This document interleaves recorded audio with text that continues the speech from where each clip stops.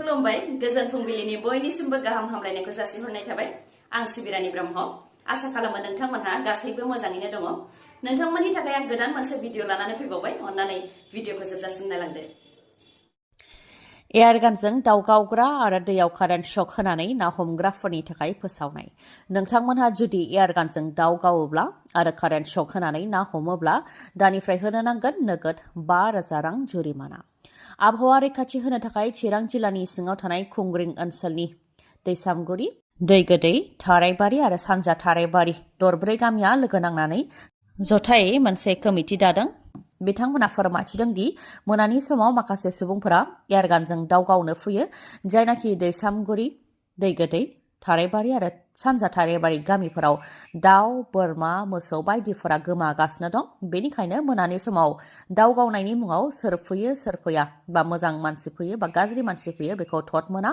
बेनिखायनो एयारगानजों दाव गावनायखौ बन्द खालामनांगौ होननानै बुंथियो बिथांमोनहा आरो सोरबा सुबुङा जुदि एयारगानजों दाव गावोब्ला 5,000 रां जुरिमाना होनो नांगोन होननानैबो फोरमायथियो बेनि अनगायैबो दैमा दैसायावबो कारेन्ट शक होनानै आरो मुलि होनानै ना हमो बेफोरखौबो बन्द खालामनो नांगौ होननानै बुंथियो नङाब्ला हमजायोबा 5,000 रां जुरिमाना होनो नांगोन आरो कमिटिनि थांखिखौ फालियाब्ला रां जुरिमाना फोनांनायजों लोगोसे हमनानै पुलिस प्रशासननि आखायावबो गथायनानै हरनाय जागोन होननानै फोरमायथिदों कमिटिनिफ्राय गुवाहाटीनि रेडिसन ब्लु हटेलाव गिथावना मानसि बुथारनाय जाथाय गोसो थोलायनायखौ लानानै मानसि बुथारनाय जाथाय गोसथोलायनाय सेंग्रा आरो सिख्लाया लोगो नांनानै गुबुन सासे गोसथोनायखौ बुथारदों बुथारजानाय हौवानि मुङा सन्दीप सुरेश कमली पुनेनि थागिबि मिथिनाय बायदिब्ला बिथाङा सासे फालांगिरिमोन गारि आरो डायमन्ड बायदिनि फालांगिनि खामानि मावोमोन बिथाङा आरो बिथांनिया बिसिबो दंखायोमोन नाथाय फालांगिनि थाखाय कलकातायाव थांनायाव अन्जलि मुंनि सिख्ला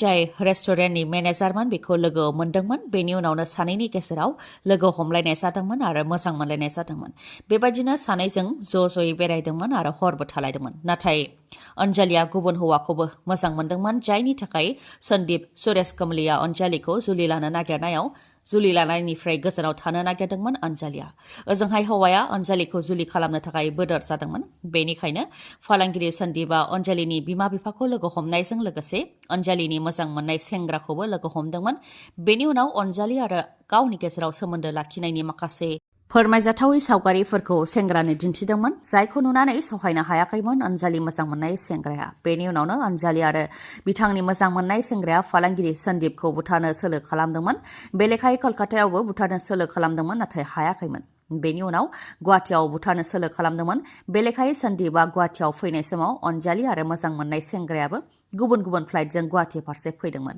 जेराव गुवाहाटी उरां गाथोनाव अन्जलिया फालांगिरिखौ बोरैबा लोगो मोनफ्लांनाय बायदि दिन्थिदोंमोन बेनि उनाव सानैजों जयैनो गुवाहाटीनि रेडिसन ब्लु हटेलाव थाहैदोंमोन आरो बिथांमोन थानाय खथानि साखाथियावनो अन्जलि मोजां मोननाय सेंग्रायाबो थादोंमन बेयावनो सोलो बाहायनानै फालांगिरिखौ गाग्लोबनानै बुथारदों बिथांमोना बेनि उनाव रेलगारिजों खारनो थाखाय स्टेशन फारसे फैदोंमोन नाथाय पुलिसजों हमजानो गिनानै फ्लाइटजों थांनो थांखि लादोंमन बेलेखायै उरां गाथोन फारसे थांबाय थानाय समावनो गुवाहाटी पुलिसजों हमजादों अन्जलिजों लोगोसे अन्जलि मोजां मोननाय सेंग्राया एसएससि बेंकिं आरो रेलवेसनि साख्रिनि थाखाय कचिं काम ट्रेनिं होनो हांख्रायदों बिटिसि सोरखारनिफ्राय बिटिआरनि थागिबि लाइमोनफोरनि थाखायनो बे खाबुखौ होदों एसएससि बेंकिं आरो रेलवेसनि कचिं काम ट्रेनिंनि थाखाय सायख'जानोबा नोंथांमोनहा गिबियाव एन्ट्रेन्स एग्जाम होग्रोनो नांगोन आरो एन्ट्रेन्स आनजादाव उथ्रिसारनो हायोब्लानो साख्रिनि थाखाय कचिं काम ट्रेनिंखौ मोननो हागोन एन्ट्रेन्स आनजादा बिटिआरनि 9 जिल्ला क'क्राझार चिरां बाक्सा अदालगुरि आरो तामुलपुराव जागोन एन्ट्रेन्स एग्जामनि थाखाय अनलाइन एप्लाइ खालामनाया 8 फेब्रुवारियावनो जोबगोन जायफोर बिथांमोनहा गोसो गुदुं बिथांमोनहा www.seatbtr.com आव थांनानै एप्लाइ खालामनो हागोन बैसोआ 21 निफ्राय 30 बोसोर बैसोनि गेजेराव जानाय जानो नांगोन एन्ट्रेन्स आनजादा 11 फेब्रुवारियाव जागोन 90 सान अदेबानि 3 दाननि थाखाय कचिं काम ट्रेनिं होनाय जागोन क'क्राझारनि बड'फा नोगोराव थानाय पाग्ला बाबा थानसालिनि साखाथियावनो कचिं काम ट्रेनिंखौ होनाय जागोन बेनि अनगायैबो बिटिआरनि थागिबिफोरनि थाखाय गोजोनथाव खौरां जायफोर बिथांमोनहा इन्डियान आर्मियाव अग्निवीर महरै थिसनजानो गोसो दं बिथांमोननि थाखाय गोजोनथाव खौरां क'क्राझारनि तितागुरि आर्मि केम्पआव बेनि थाखाय ट्रेनिं होनो हांख्रायहरदों बिटिआरनि लाइमोनफोरखौ इन्डियान आर्मियाव अग्निवीर महरै थिसननायनि थांखिजोंनो इन्डियान आर्मिया ट्रेनिं होनो थाखाय लाइमोनफोरखौ हांख्रायहरदों फेब्रुवारि दाननि जोबथा सप्तानिफ्रायनो ट्रेनिं होनाया जागायजेनगोन होननानै मिथिहोदों इन्डियान आर्मिनिफ्राय फेक्टरियाव गिख्रंथाव अर नांनायजों 11 सुबुंनि जिउ खहा आरो 200नि गोबाङानो जोखोम। मध्य प्रदेशनि हारदा टाउनाव जादों बे गिख्रंथाव अर खामनाय जाथाया। फोरबोआव गावग्रा बम बानायग्रा फेक्टरियाव गिख्रंथावै अर खामनाय जाथायजों मोनफानि उनाव मोनफा बमा बेफ्रुदों, जायजों जायगायावनो 7 दाइना जिउ खोमानो गोनां जादोंमोन आरो गोबां सुबुंफोरानो जोखोम जानो गोनां जादोंमोन। जोखोम जानाय सुबुंफोरखौ गुबुन गुबुन देहा फाहामसालि फारसे फाहामथायनि थाखाय लानानैबो थांनाय जादोंमोन। बेयावनो आरोबाव माखासे सुबुंनि जिउ खहा जाबावदों, जेराव गासै जाथायाव 11 सुबुंनि जिउ खहा जाबाय आरो 200नि गोबाङानो जोखोम जादों होननानै रिपर्टआव मोननाय जादों। मिथिहोबावनाय बायदिब्ला बम बानायग्रा फेक्टरिया आयेन बेरेखायै बानायनायमोन। बेयावनो बम बानायफुबाय थानाय समावनो बबेनिफ्रायबा हरखाबै अर जोंब्लावदों, जायजों मोनफानि उनाव मोनफा बमा बेफ्रुदों। बे बेफ्रुनाय जाथायजों खाथि खालानि न' बां गारि मटर गासैबो खामनानै सेवहांगार जादों। बेनि अनगायैबो बेफ्रुनाया ओरैबायदि गोख्रोंमोन दि खाथि खालानि ओनसोलफोरा मावग्लुंजोबदों होननानैबो फोरमायथिदों सुबुंफोरा। फोरमायथिनो गोनांदि जिउ गोमानाय सुबुंफोरनो प्राइम मिनिस्टार अफिसनिफ्राय 2 लाख राङै होनो थाखाय फोसावबाय आरो मध्य प्रदेशनि गिबि मन्थ्रि बिथाङाबो जिउ गोमानाय नखरनो 4 लाख राङै होनो थाखाय फोसावनायजों लोगोसे जोखोम जानाय सुबुंफोरनो बेसेन नाङै फाहामथाय होनो थाखायबो फोसावबाय। माइक्र' फाइनान्स कम्पानिनिफ्राय आइजोफ्रा लन लानायनि उनाव सुख'नो हायै बायदि थासारि जानाय बायदि आसाम सोरखाराबो जानो गोनां जागोन नामा? गोबां लाख कौटिनि दाहार लादों आसाम सोरखारा, जायखौ लानानै सोलिबाय थानाय आसामनि रां बावजा जथुम्मायाव बेरेखा दोलो शिबसागरनि MLA अखिल गगैआ सोंथि खालामदोंमोन। बेनि अनगायैबो हेलिकप्टार आरो चार्टार फ्लाइट बाहायनायनि मुङाव आसाम सोरखार अदेबानि डक्टर हेमन्त बिश्व शर्मा आरो बिथांनि मन्थ्रिफोरा पाब्लिक फान्डनिफ्राय बेसेबां रां खरसा खालामदों बेनि सायावबो सोंथि खालामदोंमोन अखिल गगैआ। बेनि फिननायखौ होदों मन्थ्रि रन्जित दासआ। थांनाय 2021 निफ्राय 24 सिम हेलिकप्टार आरो चार्टार फ्लाइट बिरहोनायनि मुङाव 58 कौटि 23 लाख 7,104 रां खरसा जादों होननानै फोरमायथिदों। बेनि मादाव 2021 निफ्राय 22 सिमनि मादाव 10 कौटि 19 लाख 81,946 रां, 2022 निफ्राय 23 सिमनि गेजेराव 34 कौटि 1 लाख 5,845 रां आरो 2023 निफ्राय 24 नि गेजेराव 14 कौटि 2 लाख 19,313 रां बाहायनाय जादों होननानै फोरमायथिदों। ओजोंहाय रायजो राजाफोरनि रांखौ गोरोन्थियै सोरखारा बाहायदों होननानै अजद होदों अखिल गगै बिथाङा। गुबुन गुबुन जायगायाव थांनायजों लोगोसे बाय बाहागिनि न'आव थांनाय, केम्पेइन खालामनाय बायदिफोराव रायजो राजानि रांखौ बाहायदों होननानै फोरमायथियो अखिल गगै बिथाङा। लोगोसे बिथाङा बुंथिबावोदि जेब्लानिफ्राय रायजोआव बिजेपि सोरखार जादों अब्लानिफ्राय सोरखारा गोबां दाहार लादों। रांखान्थि बोसोर 2016-17 आरो 2022-23 नि गेजेरावनो अदेबानि बे 7 बोसोरावनो 1,09,071 कौटि 22 लाख रां दाहार लादों होननानै फोरमायथिदों। बेनि मादाव डक्टर हेमन्त बिश्व शर्मानि सोरखारावनो 43,000 कौटिनि गोबां रां दाहार लादों होननानै फोरमायथिदों। जेरावनाखि उदांस्रि मोननायनिफ्राय 2016 सिमनि गेजेराव 41,964 कौटि रांल' दाहार लानाय जादोंमोन होननानै फोरमायथिदों MLA अखिल गगैआ।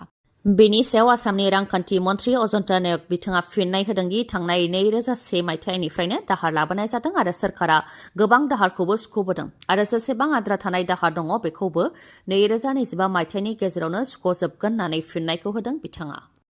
आसामाव सिखाव दाखाथिफोरनि होंगो दोंगो। सानफ्रोमबो सिखाव दाखाथि खावनाय जाथाय जायो जोंनि रायजोआव। थांनाय माखासे सान सिगांसो 7 दुथांफोरा ATM सिफायनानै ATMनिफ्राय रां खावदोंमोन। बे जाथायनि सायाव संदाननानैनो सनितपुर पुलिसआ खेत्रीनिफ्राय ATM खावग्रा सिखावफोर 7 नि मादाव माखासेखौ हमनो हादों आरो बिसोरनिफ्राय ATM खावनायाव बाहायग्रा गेस सिलिन्डार, थार आरो सिखा बायदि मुवा बेसादफोरबो हमनो हादों। बे जाथायनि अनगायैबो बङाइगावआवबो 3 स्कुटि सिखावखौ हमनो हादों। हमजानाय स्कुटि सिखावफोरनि मुङा जाहैबाय आनन्द आर्य, रन्जित सरकार आरो बिश्वजित बर्मन। बे जाथायनि अनगायैबो कामरुपआवबो सिखावनि उदखार। कामरुपनि एसिस्टेन्ट डिपुटि कमिशनार बिथांनि बलेर' गारिखौनो सिखावा खावदों। AS01 DH8222 नाम्बार प्लेट थानाय बलेर' गारिखौ सिखावा खावदों। बे खावनाय जाथायखौ लानानै केस रेजिस्टारबो खालामबाय दिसपुर पुलिस थानायाव। प्रमद बर'नि न'खर जिल्लायाव लामानि सोरलां बारलां थासारि। रायजो राजाफ्रा गावसोरनो आखायाव खदाल लानानै आरो गावसोरनो रां खरसा खालामनानै लामा बानायनानै लानो गोनां जादों। लामा दालां बानायनानै होनो थाखाय सोरखारा रादाय होनायनि उनावबो रादायखौ मावफुङैनि अजद होदों गरेस्वरनि 2 नं बालाबारि गामिनि रायजो राजाफ्रा। बिथांमोना फोरमायथिदों दि बिथांमोननि गामियाव गोबां दैबाना जायो, जायनि थाखाय फरायसाफ्रा फरायसालियाव थांनो हाया जायो, आबादारिफ्रा आबाद फोथाराव थांनायाव जेंना मोननो गोनां जायो, बेबायदिनो सरासनस्रा जिउ खुंनायाव गोबां जेंना जानो गोनां जायो होननानै फोरमायथिदों। दालांखौबो बोसोराव खेबबा गाहाम गाव गावनि रां खरसा खालामनानै बानायनानै लानो गोनां जायो। बेनिखायनो लामा दालां बानायनायाव सोरखारा जाहाथे मदद होयो, बेनि थाखायबो सोरखारनिसिम खावलायहरो रायजो राजाफोरा। बिथांमोना फोरमायथिबावदों दि बे गामियाव गासै 109 नखर दङ आरो बे गामियावनो बिसायख'थिनि समाव दैदेनगिरिफ्रा मेल मिटिं खुंफैयो। बिसायख'थिनि समावल' गासैबो MCLA, EM आरो MLA फोरा फैबाय थायो, नाथाय सोरखारनि फारसेनिफ्राय जेबो मदद मोननो हायाखै होननानै फोरमायथिदों। लोगोसे ओनसोलनि MCLA आबो दालां बेखेवनो होनानै खेबनै खेबथामहालागै फैबाय, नाथाय दिनैसिमबो दालां बानायनो थाखाय बेखेवनानै होआखै होननानै बुंथियो। बेनि अनगायैबो रायजो बिजेपिनि आफादगिरि भबेश कलिता बिथाङाबो नायनो फैदोंमोन, नाथाय जेबो राहा खालामनानै होआखै। बिथांमोननि अनगायैबो जायनाखि दा MP बिसायख'थि सौफैगौ, बेनिखायनो MP दिलीप सैकिया बिथाङाबो खेबनैहालागै फैबाय होननानै फोरमायथिदों रायजो राजाफ्रा। नाथाय MP बिसायख'थिनि सिगां सिगां गामिनि जेंनाखौ सुस्रांनानै होआब्ला MP बिसायख'थिनि थाखाय गामियाव जेबो मेल मिटिं खुंहोनाय जानाय नङा होननानै बुंथिदों रायजो राजाफ्रा। आर्मिनि साख्रि मावबाय थानाय समावनो पाकिस्तानी उदखारि हानजा लाश्कार-इ-ताइबाजों गोरोबनानै खामानि मावनायनि दायाव आजिरा मोननाय आर्मी सल्जार रियाज आहमेदखौ दिल्ली पुलिसा हमदों। निउ दिल्ली रेलवे स्टेशननिफ्राय रियाज आहमेदखौ दिल्ली पुलिसा हमदों। रिपर्टनि बायदिब्ला रियाज आहमेदा इन्डिया आरो पाकिस्ताननि सिमायाव थानानै लाश्कार-इ-ताइबा उदखारि हानजानिफ्राय भारत फारसे दैथायहरनाय हाथियारखौ आजावोमोन। बेनि उनाव भारताव थानाय उदखारिफोरनि आखायाव गथायनानै हरोमोन हाथियारफोरखौ। बे जाथाया सोराङाव फैदों जेब्ला जम्मु एन्ड काश्मीर पुलिसा कुपवारा जिल्लायाव उदखारि हानजाफोर थानायखौ खौरां मोननानै सिग्रोमहैदोंमोन, जेराव 5 उदखारिनि सोद्रोमाफोरखौ हमनो हानायजों लोगोसे बिसोरनिफ्राय AK सिरिज राइफल, मेगजिन, गुलि बारुद बायदिखौ मोननो हादोंमोन। बेनि उनावनो सोंनाय फिननाय लानायाव बेफोर गासै जाथाया सोराङाव फैदों। बेनि उनावनो आर्मिनि बारग' सल्जार रियाज आहमेदखौ निउ दिल्ली रेलवे स्टेशननिफ्राय दिल्ली पुलिसा एरेस्ट खालामदों। दिनैनि भिडिअ'आ एसेनोसै। गाबोन आरो गोदान भिडिअ'जों लोगो मोनफिनबावगोन। नोंथाङा दासिमबो आंनि चेनेलखौ साबस्क्राइब खालामाखैबा अन्नानै साबस्क्राइब खालामदो, लोगोसे लाइक, कमेन्ट आरो शेयार खालामनो दाबाव। गोजोन्थों।